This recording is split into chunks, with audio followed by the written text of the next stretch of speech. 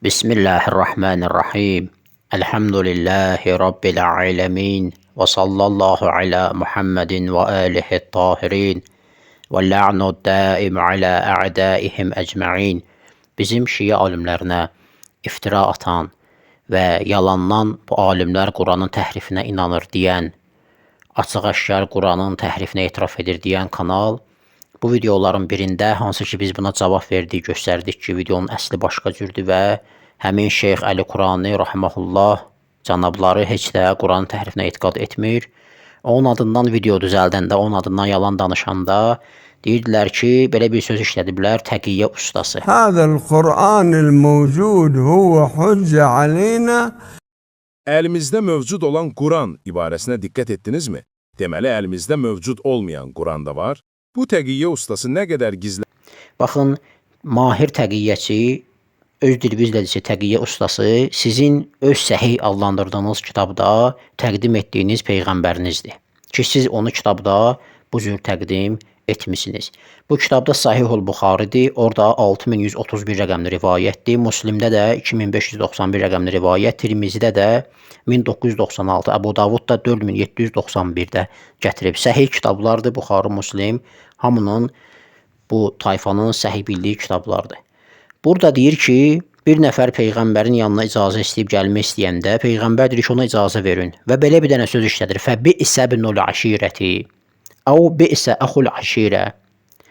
Bu söz pis məna verir. Yəni, Peyğəmbər sallallahu aleyhi və aleyh bu bi'sə, bu sözü işlətməklə onlardan xoşlanmadığını bildirir. Və sonra, gələndən sonra deyir, fələmmə dəxalə ələnə ləhul kələmə. Peyğəmbər başladı onlarla yumuşaq danışmağa. Ayşə deyir, fəqultu ləhu. Mən Peyğəmbərə dedim ki, ya Rasulullah, ya Allahın Rəsulu, sən bayaq onun haqqında belə bir söz dedin. Thumma ələntə ləhu. Sonra onunla yumuşaq danışdın, yəni içəri girəndən sonra. Peyğəmbər də sallallahu aleyhi və aleyh buyurur ki, ey Ayşə, innə şərrən nəsi mənzilətən indəllahi mən tərəkəhu əv vada'ahun nəsu ittiqaə fuhşihi. Deyir ki, ey Ayşə, insanların ən şərri Allah dərgahında mənzilə məqam cəhətindən o kəsdir ki, onu insanlar tərk edirlər, boşlayırlar, onun pis danışan olmasından ötürü. Danışanda pis sözlər deyir, insanlar da bunun şərrindən amanda qalmaq üçün onu boşlayırlar. Baxın, biz deyəndə təqiyyə nəyə qəsd edirik? Danışmışıq bu barədə. Can, mal, namus mühafizə olunsun deyə, hifz olunsun deyə əqidəni gizlətməkdir. Baxın, burada Peyğəmbər sallallahu aleyhi və aleyh nədən ötürü əqidəsini gizlədir? Həmin o insanlar haqqında, həmin o şəxs haqqında olan əqidəsini gizlədir və başlayır ona yumuşaq danışmağa. Nədən ötürü? Şərrindən qorunmaq üçün, pis danışan adam olduğundan qorunmaq üçün. İndi fikirləş ki, bir insan bir nəfərin onu öldürməsindən qorxur, malını, canını təhlükəyə atmaqdan qorxur və təqiyyə edir. Və bu vəhabilər də atılırlar ortaya ki, şiələrdə təqiyyə var və bu cür danışırlar. Və təhrifə gələndə, təhrif haqqında danışmağa gəldikdə isə, öz kitablarında təhrif haqqında nə qədər rivayətlər var, təhrifə dəlalət edən, təhrifi göstərən rivayətlər var. Misal üçün, bu rivayətlərdən biri Sahih Müslimdə gəlib, 1691 rəqəmli rivayətdir və həmçində Buxarıda gəlib 6830 rəqəmli rivayətdir. Burada Ömər ibn Xəttab minbərdə söhbət eləyir.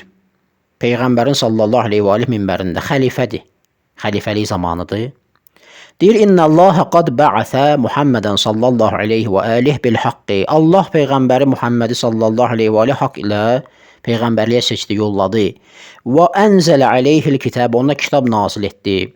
Peyğəmbərə nazil edilən ayələrdən bir də rəcm ayəsi idi. Biz bunu deyir, oxuduq, biz bunu başa düşdük, ağıl etdik. Fərəcəmə Rasulullah sallallahu aleyhi və aleyh. Və rəcəmnə bə'dəhu. Peyğəmbər rəcm etdi daşqala və biz də etdik. Sonra görün nə deyir? Deyir ki, fəəxşə in talə bin nəsi zəmanun ən yəqulə qailun mə nəcidur rəcmə fi kitabillahi fəyədillu bitərki faridatin ənzələhəllahu. Qorxuram ki, zaman keçər, bir müddət ötər. Bəzi insanlar deyərlər ki, o kəslər ki, deyirlər, mən nəcidur rəcmə, biz rəcm ayəsini Allahın kitabını tapa bilmirik. Onlar fərizəni vacib əməli tərk etməklə yollarını azarlar bu sözü deməklə ki, biz tapa bilmədik bu ayəni və bu fərizəni vacib əməli tərk etməklə yollarını azarlar. Hansı ki, Allah bunu indirib. İndi sual meydana çıxır ki, gedin başqalarını demirəm, gedin baş müftüvi Salih Fovzanın evində oxuduğu Qurani Kərimi. Açın, göstərin görün rəcm ayəsi hardadır. Burada nə deyirlər? Burada deyirlər ki, tilavətin nəsx edilib. Bir dənə bəhs açıblar, bu hədisləri görüblər, bu qədər rivayətlər və çox inşallah oxuyarıq yenə də. Deyiblər ki, yox, siz başa düşməmisiniz. Orada tilavət nəsx edilib. Və bu yaxında hələ həmin bu yalancı, şər iftirası kanal bir videoda paylaşmışdı. Səhv etmirəmsə orada görmüşəm. Göy tilavətin nəsxi və yazıblar ki, biz bu barədə buna cavabı 15 il nə bilim qabaq buna cavab vermişik. O videoya heç olmasa ortabab savadı olan insan baxsa, bilər ki, o videoda danışan şəxs əvvəla kəzzabın yalançının biridir, yalanlarını göstərmişik. İkincisi də ki, onun danışdığının harasında dəlil var. Yəni nə cavab vermisiniz ki, həmin adamın özü və yaxud kimsə onun fikrindədirsə, kimsə razısız, həmin kanalın özü hətta. Çıxsın desin ki, məsələn 5-ci dəqiqədən 15-ci dəqiqəyə qədər bu sizin cavabınızdır. Orada cavab var. O adam özü ərəbcə mətn oxumur. Ərəbcə mətnini lazımı hətta oxumur. İstəsə, çıxsa üzə, ona sübut eləyə bilərik. Və yaxud da oxuduğu məsələləri təfsirə müraciət edir, orada müəyyən məsələlər var, onları gizlədir demir. Ərəbcə mətn oxumur, hansı təfsirdən dəlil gətirmirsən demir.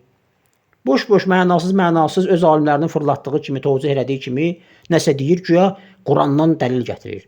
Güya sünnədən dəlil gətirir. Ki, məsələn, nəsx edilib, tilavət nəsx edilib. Yəni, orada heç bir dəlil, sübut, cavab yoxdur.